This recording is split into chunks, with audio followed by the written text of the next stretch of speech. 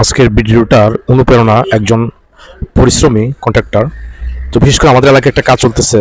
আমি কাজের ইয়াতে দেখলাম লেখা আছে 11 কোটি 10 কোটি 50 এরকম কাজ, প্রায় 10 কোটি টাকার উপরে যে কাজ, সেই কাজের কন্ট্রাক্টর আমাদের এখানে কালভার্ট খনন করতেছে। সে নিজেই করতেছে, সাথে মাঝে মধ্যে দু একজনকে রাখতেছে, কখনো নিজেই করতেছে। তো যতটুকু বুঝলাম তিনি কিছু টাকা বাঁচানোর জন্য পরিশ্রম করে হলেও উনি একজন লেবার বাদ দিয়ে নিজেই কাজ করতেছে। উনি ইচ্ছা করলে না করেও পারতেন।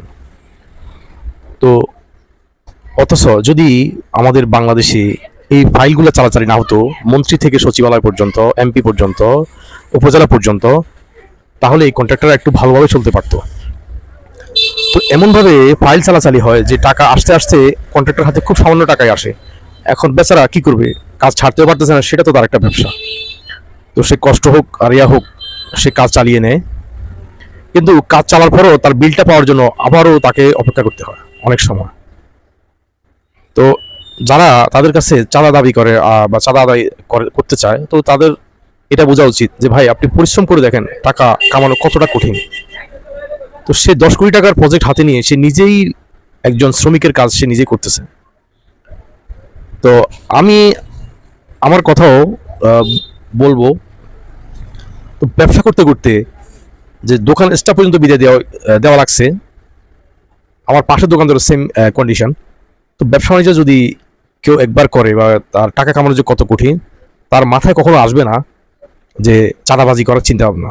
তো যারা চাঁদাবাজি করেন, মানুষের কাছে অনর্থক টাকা দাবি করেন, তো টাকা কামানো যে কত কঠিন, তাহলে সেটা আপনার অনুমেয় হবে। তা আমার কাছে মনে হয় যে একটা লোক জাহান্নামে যাওয়ার জন্য সে পরিশ্রম করে।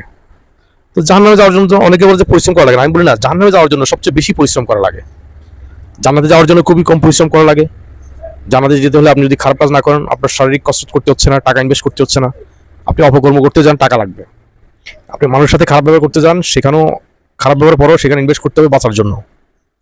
মানুষের সম্পদ নষ্ট করতে যান, মানুষের সম্পদ দখল করতে যান, সেখানেও টাকা লাগবে। খারাপ লোকদেরকে আপনি ম্যানেজ করে চলতে হবে। তো মানুষ খারাপ কাজ করার জন্য সে তার দলের নেতা কর্মীদেরকে খারাপ কাজে উৎসাহ দেওয়ার জন্য তার জীবনকে মৃত্যুর মুখে ঢেলে দেয়। সে তাদের নেতাদেরকে ক্ষমতায় অধিষ্ঠিত করার জন্য সে তাদেরকে সহযোগিতা করে, আর তারা ক্ষমতা গিয়ে অপকর্ম করে। তো এতে বোঝা গেল যে আমরা খারাপ কাজ করি, খুব পরিশ্রম করি, এবং জাহান্নামে যাওয়ার জন্য। ভালো কাজে কোনো পরিশ্রম নাই। আপনি ভালো কাজ ইচ্ছা করলে বসে বসে করতে পারেন, হয়তো খারাপ কাজ করে নাই, সেটাও আপনার জন্য ন্যাক লাগা হবে। যে একটা মানুষ থেকে অন্যরা তার ক্ষতি থেকে মুক্ত, তবুও তাকে ভালো মানুষ বলে গণ্য করা হবে।